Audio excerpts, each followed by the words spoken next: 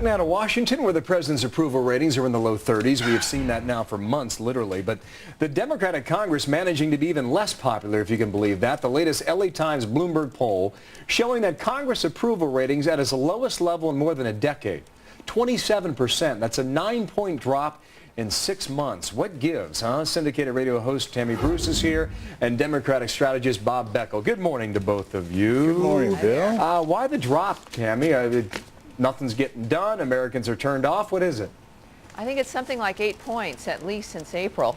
And the similar number is with the number of Americans who are opposed to the amnesty bill. You've got 80% of Americans opposed to that, opposed to the behavior that is perpetuating this. And it's interesting because those numbers now, the disapproval rating of Congress, of the president, and of the amnesty bill are almost identical. So you think it's the immigration battle then? Well, I think that's like a last straw. I think Americans don't like the fact that this nation is going nowhere, that we seem to have a Congress and a president who's completely disconnected with the people. The level of arrogance, detachment, cynicism, almost a certain level of hatred emanating from Washington for the average person is now palpable, and we don't like it. And it's a reminder, I think, that to certainly Washington, that we've not forgotten that we are the sovereign, and we're going to take care of some business next year. You're saying a whole lot in your answer there. I want to squeeze Bob in too. Bob, Sure. What do you think it is?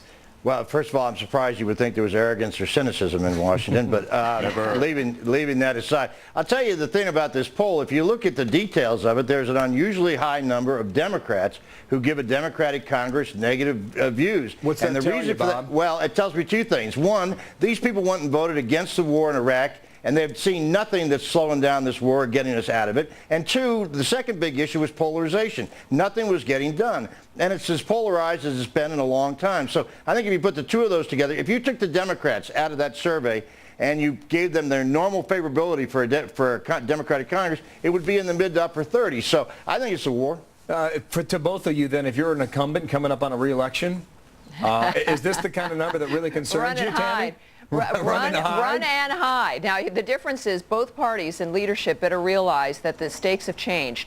Americans are going to either recruit individuals who are going to reflect their interests, or we're going to vote for independents. We're not going to make the same mistake we did in November, which is vote for Democrats, because we found out what that gives us. But remember, this disapproval rating is not just for the Democrats. It's for Republicans as well. So if you're an incumbent, you had better vote against the amnesty bill, and you better kiss our feet for the next 18 months. Kiss our feet and maybe something else, too. Bob, I guess that's why Time Magazine put Schwarzenegger and Michael Bloomberg on the cover, right? Yeah, there's a lot to be said about that. And we're exactly what you're talking about kissing somewhere else, Bill. I got it. I picked that up. I was a football player, but I could pick that up. So was I. See you, Robert. See you, Tammy. Thanks, guys. All right, bye-bye. Is that an invitation?